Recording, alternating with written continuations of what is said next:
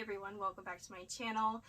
Thank you so much for joining me today. I have a pretty exciting estate sale haul to share with you guys. Yeah, I had a pretty great time at estate sales this past weekend.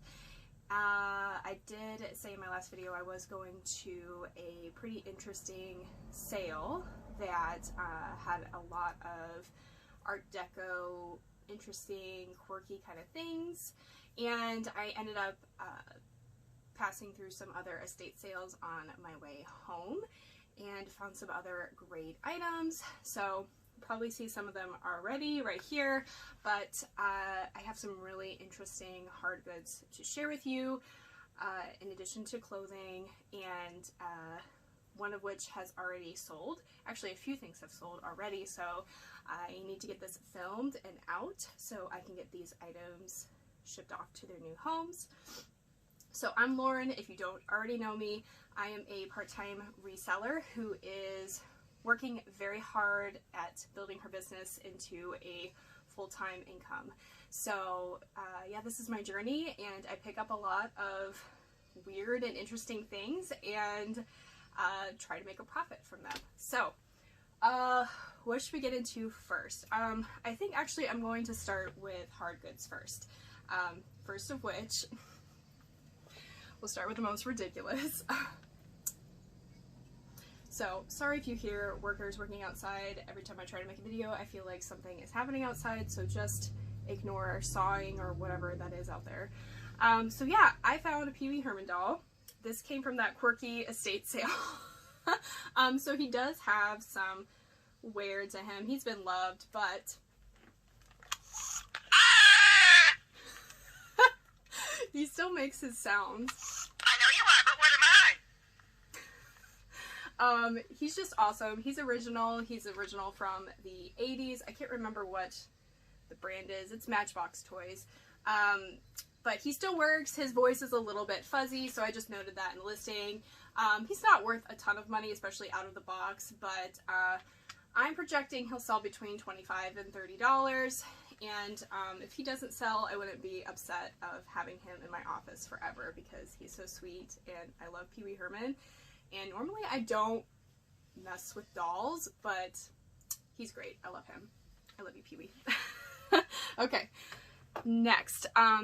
So I bought a bunch, I don't know how well you'll be able to see, of very old eyeglasses. A few pairs have already sold, so I'm just gonna grab a couple. So I didn't know really anything about glasses or vintage glasses or antique glasses. They just seemed interesting to me, and I got a really good deal on all of them, so I decided to give them a go. This case in particular, there's two of these. Super cool, Art Deco, amazing. And this, actually, probably these glasses are my absolute favorite. There's several of them that have this Art Deco pattern. I don't know if you'll be able to see, but can you see that? Like the detail, oh, there we go, is just incredible on these glasses. And some of them are like brand names, some of them are gold filled. So it's just really interesting. A couple of the pairs have already sold, so I am quite pleased with that. Sorry, I'm getting out of frame for a second. The next thing I bought was a lot of vintage flashlights. So I ended up giving one to my dad as a present. He and his partner just bought a new house, so one of the flashlights was one of the smaller, it was a small flashlight from the 1920s with a walleye lens, which I'll explain what a walleye lens is in a second. And it was in working order and in excellent condition from being from the 1920s, 100 years old essentially. So yeah, but the larger version is this one. This one's pretty beat up, but it is still cool. So this lens is called a walleye lens. So it's like a solid piece of glass, which is super neat. And this one is unfortunately not in working order, but somebody still wants this. So I picked it up. I picked up a lot of these ones. So these are not as old. My dad, who's an antique expert, or likes to think so. Anyway, he said that these are probably from like the 60s, 70s, so these are not as old, but they're still neat. And this one's probably from the 60s, 70s. This part is magnetic, but a lot of these ones are still working. So just interesting. I thought that they were interesting enough for me to get them, and I got a really good deal on the lot.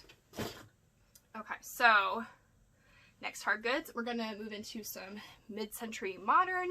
If you are not familiar with mid-century modern pieces or the term in general, I would get very familiar with it because that is very, very trendy right now. So anytime that I can find something within that category and use those keywords, I'm very happy, very pleased. So I found these little quail babies. So they're little brass animals. I absolutely love picking up little brass animals, figures. And there's a set of 2. They're just so cute. And definitely old. Anytime you see felt like this on the bottom, it lets you know that it's an older piece.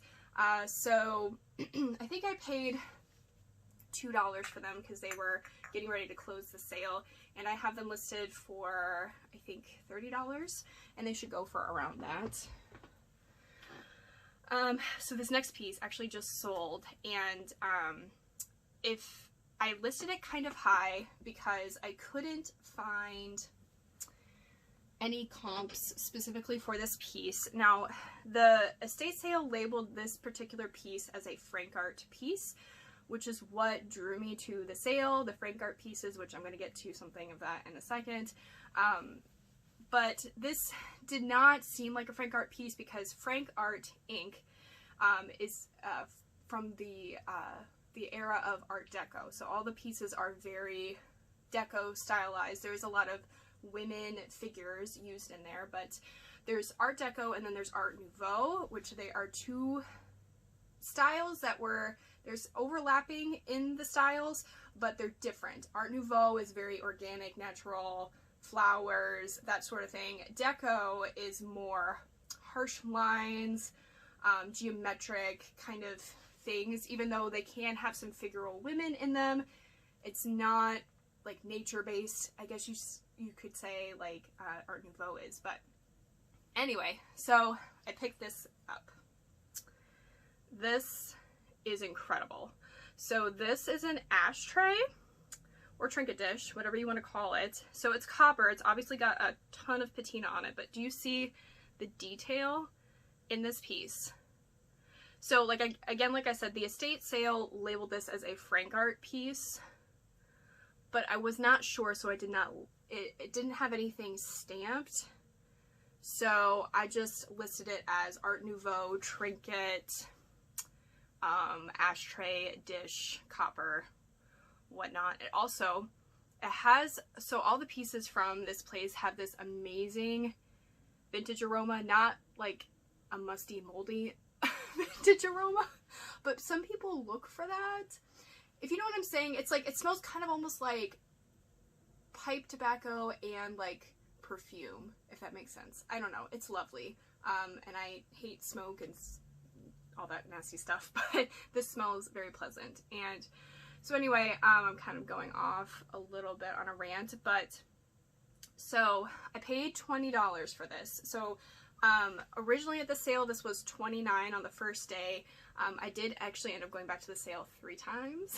And on the second time when I came back, if it was there, I was going to purchase it actually for myself because I loved it so much. And I'm not a trinket collector kind of person. I lean more towards the, you know, less is more minimalist type, even though I'm not a minimalist. Doesn't make any sense. But I just knew if this didn't sell, I had to have it at least for myself. So they did knock the price down to $20, and I just, you know, I had to have it, and ended up running some comps of, you know, Art Nouveau antique ashtrays, and was very pleasantly surprised to see that other people actually really like these too. And so I listed it high. I listed it at $125, and it sold this morning for $100. So very pleased with that profit margin. She's going to go to a lovely new home, and you just don't find stuff like this very often, especially now, you know, we're in 2020. You think of the era, you know, 20s, 30s, 40s, or how long ago that is. Those pieces are getting very hard to find. So anyway, that's my rant. Now, the last hard good that I'm going to share with you is something that I actually purchased for myself. So this is the third time I went back. The third time I went back to buy something personally. Whenever you're outsourcing, don't mix business with personal at all. Don't do that. So this was purchased separately, but it was something that I couldn't stop thinking about. I really wanted to have it. It was priced very high on the first day, of course, because it's pretty unique and rare, and the price was knocked down 25% the second. And then right before the end of the sale, it was 50% off, and it was still there. And I talked to my husband, and we both decided that we really wanted to have this piece in our decor. So let me grab it. Sorry, it's pretty heavy. So this is a Frank art piece. So I have the top lamp part of it off because it's not attached, but do you see this? Look at this lady. Oh my gosh. Okay, so hopefully the camera will focus, but this is an original Frank art Deco lamp. So it's been rewired,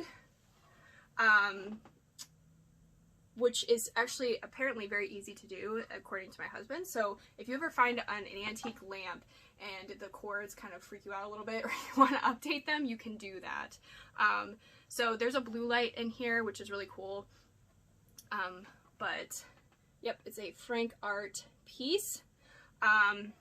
Yeah, this is incredible. So originally there was a globe that sat in here that was kind of like a spiral, like bubble pattern. Unfortunately, that is no longer with this piece, but when we purchased it, the original owner had a paperweight, which is also handmade, which is kind of cool. Has a little signature there, sitting in it. So for now, this works, but I think that we're going to commission a local artist to recreate the original bubble. But yeah, the last one of this particular piece is quite rare. This figure is not easily found, and the last lamp of this, which there's only one that sold for over $500 on eBay, and we paid $50 for her. So, well, $47.50 if you really want to get down to it, but she's incredible. But she is staying with us forever. I love her. I've never loved an object so much in my life. It's just so unique to me, and I'm really looking forward to having this in my personal collection forever and pass it down. And so the other thing to note really quick, so there's this like chipping on it. So a lot of the Frank art pieces are this beautiful like green color. Now I believe that, so there's different colors of these pieces. There's some that were like kind of almost like a black color, some that were in this like silver color, some that were more gunmetal color, and then the original green. So I believe that this finish is original. I believe that the metal that they used was this green color, the cast metal, and then they spray painted them in the factory to be these different colors. And because the Frank art pieces, if you don't know a little bit about the history, in the early Deco era, like, so I think these were produced starting in around early 1920. They were mass produced as ways to inexpensively redecorate the home and kind of get people out of the Victorian era of decor and style at an affordable price. So these were not collector's items. Does that make any sense? They were very mass produced, easily accessible, but now, of course, you know, there's very few of them that remain, so they are very highly sought after, and also because they're so freaking cool.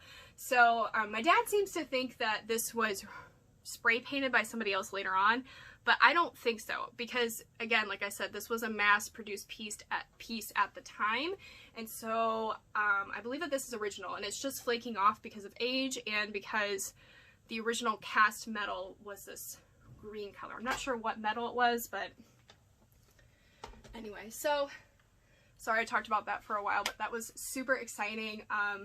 You don't find stuff like that like ever out in the wild, so I'm just so in love with that piece, and I just had to share it with you guys. So okay, so I'm gonna move on to the clothing pieces that I got. I didn't get very many, but I did get some designer ties. So designer ties, they're kind of a hit or miss category. Definitely people are looking for them, but some of them just don't go for a lot, and others will go for crazy money. So if I get them cheap enough, I will pick them up because they're very easy to list and they're very easy to store. So I kind of weigh that when I'm purchasing items sometimes. I mean, I'm okay with making, you know, $10 to $15 profit if it takes me just a few minutes to list. So this first tie is probably the least desirable, but it is a vintage Valentino tie. Yeah, it's silk, I believe. Just kind of basic, not super exciting pattern-wise, but I don't know. I'm probably projecting like $10 to $15 for this, so nothing crazy. The last four are actually all Dior. And some of them do have the little logo emblem on them, so those will definitely help the sale. I think that I'm just going to lot them all together. I have no idea what I'm going to list them at, but they're all authentic, authentic vintage. And I did actually find a cummerbund, Dior cummerbund in, excuse me, with the original packaging. And I did not bring that up here, but that was super cool. But I know that these are all authentic vintage, based on experience and because of the other vintage designer item that I found. So definitely these people had money. Excuse me, let me take a sip of my coffee.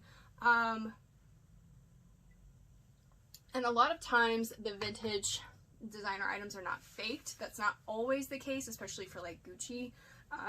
But yeah, these, I'm confident that these are all authentic, and they all came from Jacobson's, which was a department store. I'm not sure what era that was from, but so yeah, I got some vintage ties for a very good deal. So the last piece, which is a very exciting piece, I got a vintage men's Burberry trench jacket, and a extra liner. So funny story here, I'm going to share this first.